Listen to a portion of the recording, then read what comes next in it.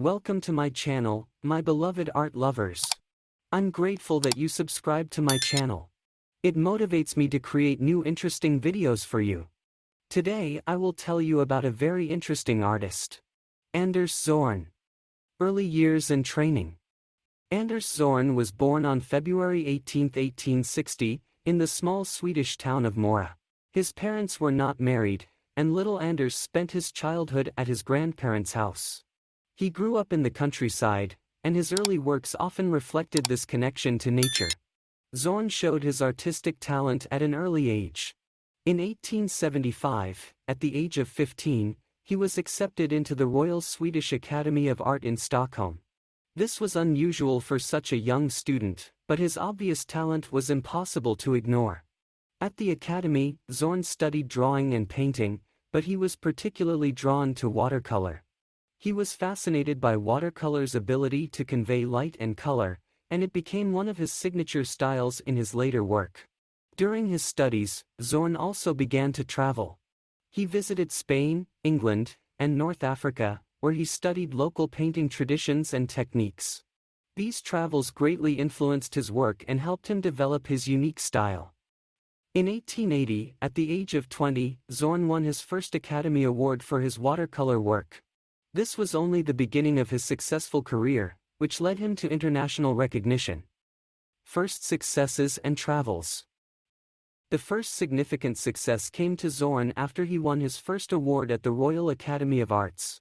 This opened the door to the art world, and soon his work was being recognized and appreciated both in Sweden and abroad. In 1882, Zorn went on his first major trip through Europe. He visited France, Italy and Spain, where he deepened his knowledge of the art and culture of these countries. He was particularly impressed by the works of great masters such as Velázquez and Rembrandt, and these impressions had a strong influence on his own work. In 1888, Zorn made his first trip to the United States. There he received commissions for portraits from many famous and influential people of the time, including President Grover Cleveland and billionaire Andrew Carnegie. All these travels and successes helped Zorn solidify his reputation as one of the leading artists of his time. He continued to develop his unique style, combining traditional techniques with new ideas and influences from his travels. Main works and achievements. Zorn became famous for his portraits and watercolors for his major works and accomplishments.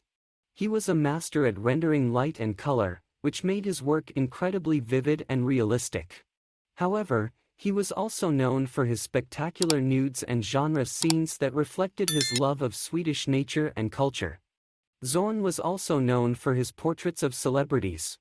He portrayed many famous personalities of his time, including three U.S. presidents, Grover Cleveland, William Taft and Theodore Roosevelt.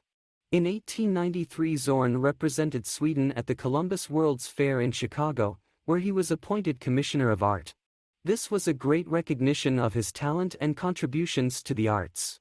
In 1900, Zorn was awarded the Legion of Honor at the World's Fair in Paris, highlighting his international recognition. All of these works and achievements confirm Zorn's status as one of the greatest artists of his time. His unique style and craftsmanship continue to inspire artists and art lovers worldwide. Late years and legacy. In his later years, Zorn returned to Mora, where he continued to work and create new works of art.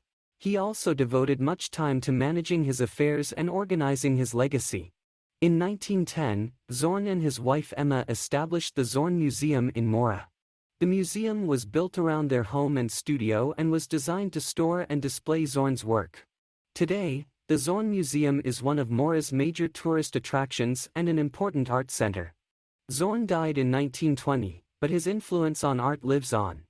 His work can be found in many of the world's leading museums, including the Metropolitan Museum of Art in New York, the Chicago Museum of Art and the National Gallery in London. Zorn's legacy remains alive today. His unique style and skill in watercolor and portrait painting continue to inspire new generations of artists. And, despite the passage of more than a century since his death, his work continues to attract and delight art lovers around the world. Thank you for watching this video to the end. Subscribe to the channel, rate your likes and leave your comments. See you again.